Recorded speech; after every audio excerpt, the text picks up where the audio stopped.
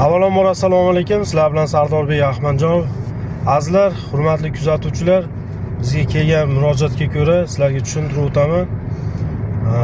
Shu oldin hozir ham blogerchilik qiladi. Qashqadaryolik Grace'dan Dilafruz degan YouTube kanallari ham bor. Hasan Husanlar farzandlari bor. Shu Dilafruzxonni hozir boshiga juda ish tushib qolgan. Betob, kasal, ko'zlari yumilib qolgan. Nervdanmi, endi Xudo biladi. Hurmatli kuzatuvchilar, sizlardan iltimos qilib qolaman. Shu chiqib turgan kartalarga qo'lingizdan kelgancha yordam qilinglar. Keyin shu Dilafruzxondan video murojaat kelgan. Shuni birgalikda ko'rib o'tamiz. Videoda oxirigacha ko'rib, sizlardan iltimos qilib qolaman. Shu ayol kishiga boshida eri yo'q, yordam qilishlarini so'rab qolaman. Ikkita Hasan Husan farzandi bor. Bola boqish juda ham qiyin. O'zinglar ham bilasizlar. Iltimos sizlardan. Sog' bo'linglar, salomat bo'linglar. Videoda oxirigacha birga ko'ramiz. Assalomu alaykum. Aziz qadri baland qadrdonlarim. Allohimni yaxshi ko'rgan bandalari va Allohimni yaxshi ko'ruvchi bandalari. Shu meni ko'rib turgan ko'zlari har doim nurafshon bo'lsin. Hech qachon ko'zlaringiz meni ko'zimday asiyat chekmasin. Men sizlarda bir iltimos bilan yana video murojaat qilyapman. Chunki men yaqinda ko'rgan bo'lsalaringiz, ko'zim yaxshi edi. Hozir ichayotgan dorilarim tugab qolgan sabablimi bilmayman. Ko'zim yana shunaqa bo'lib qoldi. Bitta ko'zim emas. Bir ikkita kasalliklar meni qiynab kelyapti. Davolanay desam imkonim yo'q. O'shaning uchun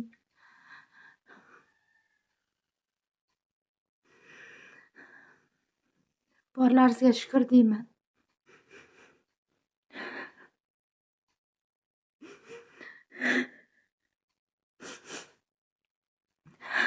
Chunki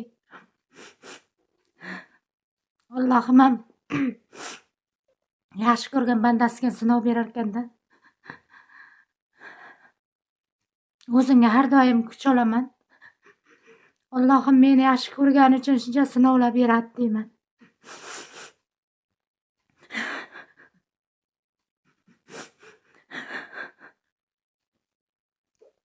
Lekin Allohimga shukr. Har doim mukofotlab kelgan. Lekin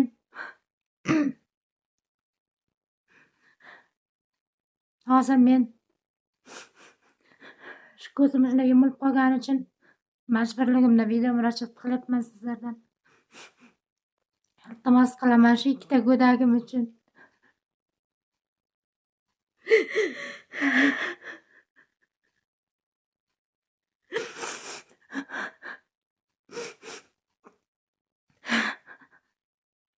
O'zim uchun so'ramayman, shu ikkita go'dagim uchun. Yordam berishlaringizni so'rayman.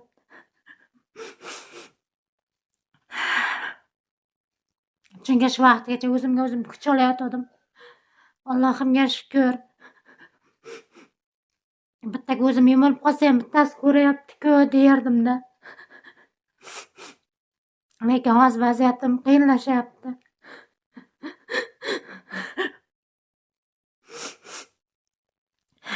Tashqariga chiqib uyga kirsam, devor ushlab qolyapman-da, ko'zim ko'rmay qolyapti bunisi ham.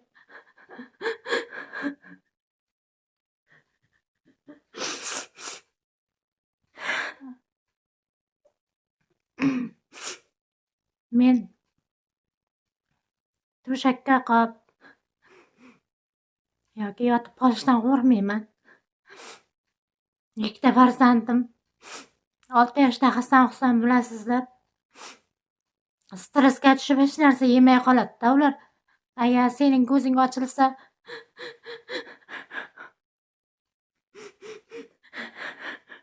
keyin biz yeymiz deb stressga tushib qoladi. O'sha ikkita bolam stressga tushib qiynalishini xohlamayman, qadrdonlar.